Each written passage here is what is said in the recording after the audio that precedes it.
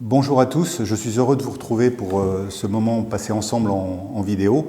Vous êtes de plus en plus nombreux à nous suivre et je vous en remercie.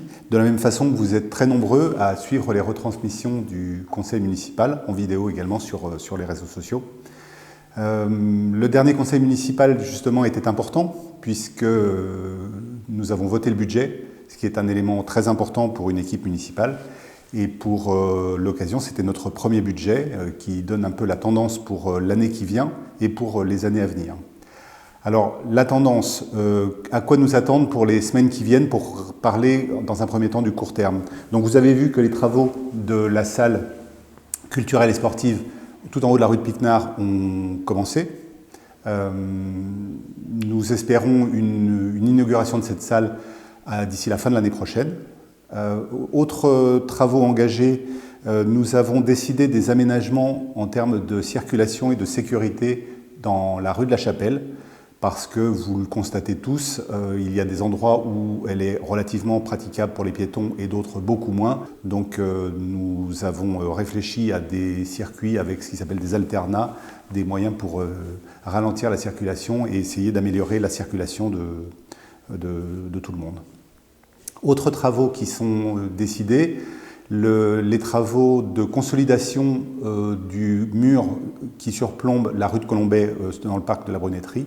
Donc ça, ce seront des travaux importants qui sont en fait la première étape du plan de réaménagement complet du parc de la Brunetterie. Donc là, n'hésitez pas à nous poser les questions, à poser les questions via les comités de quartier parce qu'il y a tout un plan et qui nécessite aussi une phase de consultation pour certains projets que nous envisageons et que nous voulons discuter avec vous, bien entendu. Pour les semaines à venir, nous vous parlons de la charte de l'urbanisme qui est en cours de rédaction depuis plusieurs semaines, voire plusieurs mois. Elle est en cours, elle a pris un tout petit peu de retard à cause des conditions sanitaires puisque les réunions étaient impossibles et que cette charte nécessite impérativement une phase de consultation très importante des Orgevalais. Donc nous avons déjà les premiers schémas, nous avons les premières ébauches ce que je veux vous dire, c'est que de toute façon, l'instruction des permis de construire qui est en cours tient déjà compte des premières recommandations. Donc là, mon espoir, c'est de pouvoir arriver à un texte finalisé pour juin et voter dès la rentrée de septembre, très vraisemblablement.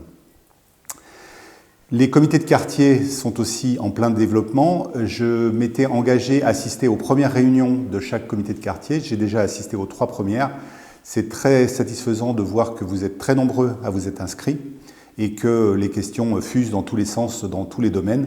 Beaucoup de questions sur l'urbanisme, j'en conviens, mais c'est une occasion formidable de pouvoir donner des réponses et essayer d'apporter des informations concrètes, parce que comme vous le savez, comme vous pouvez le constater aussi bien sur les réseaux sociaux que dans la vie de tous les jours, les mauvaises informations ou les fausses informations circulent largement plus vite que les vraies. Et c'est important de pouvoir nouer le dialogue, entretenir ce dialogue de façon à pouvoir dire ce qu'il en est exactement, parce qu'il y a beaucoup de choses à dire en effet.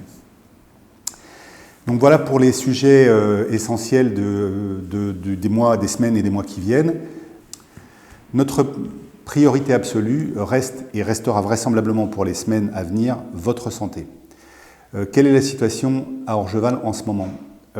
Au niveau des écoles, le protocole a été remarquablement tenu, les mesures ont été prises et respectées et je suis content et fier de pouvoir dire que grâce au travail de tout le monde, des services, du périscolaire, du scolaire et des enseignants et bien entendu à la vigilance des parents, les taux de contamination dans les écoles sont particulièrement faibles par rapport à ce que malheureusement on peut constater dans le reste de l'Île-de-France et particulièrement dans les Yvelines.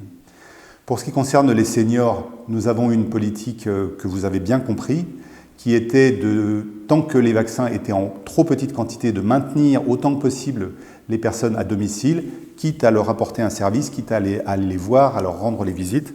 C'est ce que nous avons fait et c'est une grande satisfaction pour nous. Quoi qu'il en soit, la situation est en train de changer pour les vaccins, puisque maintenant ils arrivent en grande quantité, en nombre.